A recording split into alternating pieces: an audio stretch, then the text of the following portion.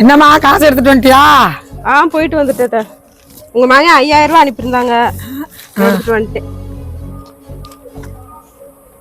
சரி கொடு, நான் போய் கரண்ட் பில்லை கட்டிட்டு வீட்டுக்கு ஒரு சாமான் மளிகை சாமான் வாங்கிட்டு நாளைக்கு வேறு வீட்டு வாடகை கொடுக்கணும்.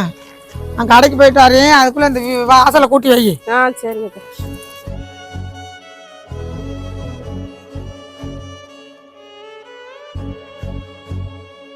மா உங்க அத்தை இருக்காங்களாப்பா? இருக்காங்க, உள்ளதான் இருந்தாங்க, போய் பாருங்க. அக்கா பாரு, என்ன இந்த பக்கம் டீ குடிக்கிறியா? இருக்கட்டுங்கக்கா, எனக்கு ஒரு 1000 ரூபா இருந்தா கொடுக்கா, உனக்கு 10 நாளில் திருப்பி கொடுத்துட்றேன். என்னது 1000 ரூபாயா? என்ன இப்படி திடீர்னு வந்து கேட்க? நீ வேலைக்கு போற, உங்க வீட்டுக்காரரும் வேலைக்கு போறாரு, அந்த காசெல்லாம் இருக்கும்ல, என்கிட்ட வந்து கேட்குற?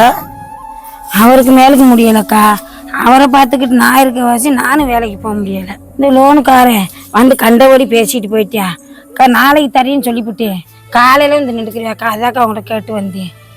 அப்படியாம்மா? என்கிட்ட காசு இல்லையாம்மா? நானே இந்த சந்தைக்கு போகிறதுக்கு என்ன செய்யறேன்னு யோசிக்கிட்டு இருக்கி.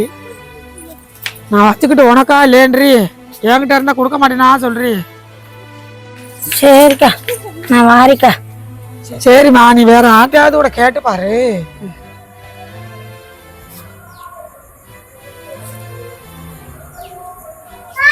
அத்தை, என்னத்தனை இப்பதானே உங்ககிட்ட காசு கொடுத்தேன், அவங்க கேட்டது காசு இல்லைன்னு சொல்லிட்டீங்க. ஏமா, அவ பேசுனது கேட்டுதானே இருந்த?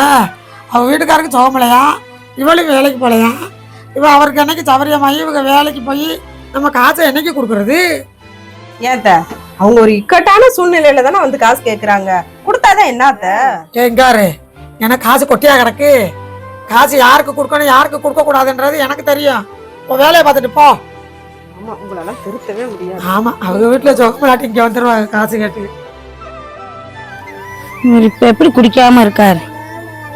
இது மாதிரி இருந்திருந்தா இப்படி கடையை வாங்கியிருப்பானா? இன்னைக்கு கட்டினேன் சரியா இருந்தா எனக்கு இந்த நேரமா வந்திருக்குமா?